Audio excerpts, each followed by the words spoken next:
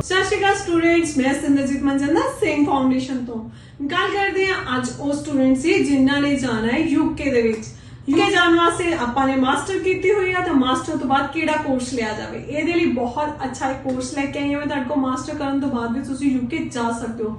5 ਸਾਲ ਤੱਕ ਦਾ ਤੁਹਾਡੇ ਕੋਲ ਗੈਪ ਹੈ, ਫਿਰ ਵੀ ਤੁਸੀਂ ਯੂਕੇ ਜਾ ਸਕਦੇ ਹੋ। ਬੈਚਲਰ ਕੀਤੀ ਹੈ, ਮਾਸਟਰ ਲਈ ਵੀ ਤੁਸੀਂ ਜਾ ਸਕਦੇ ਹੋ।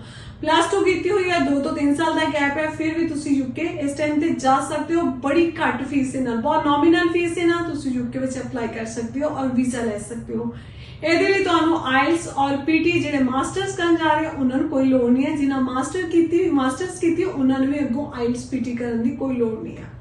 ਔਰ ਤੁਸੀਂ ਇਹਦੇ ਵਾਸਤੇ ਜੇਕਰ ਤੁਹਾਡੀ ਬੈਚਲਰ ਦੇ ਵਿੱਚ ਪਰਸੈਂਟੇਜ 45% ਹੈ, ਫਿਰ ਵੀ ਤੁਸੀਂ ਅਪਲਾਈ ਕਰ ਸਕਦੇ ਹੋ, ਆਪਣਾ ਵੀਜ਼ਾ ਲੈ ਸਕਦੇ ਹੋ। ਫਰਦਰ ਨੌਲੇਜ ਚਾਹੁੰਦੇ ਹੋ, ਨੀਚੇ ਨੰਬਰ ਸਕਰੋਲ ਹੋ ਰਿਹਾ, ਇਹਦੇ ਉੱਤੇ ਕਾਲ ਕਰੋ ਜਾਂ ਡਾਇਰੈਕਟਲੀ ਸਿੰਘ ਫਾਊਂਡੇਸ਼ਨ ਵਿਜ਼ਿਟ ਕਰੋ। Thank you.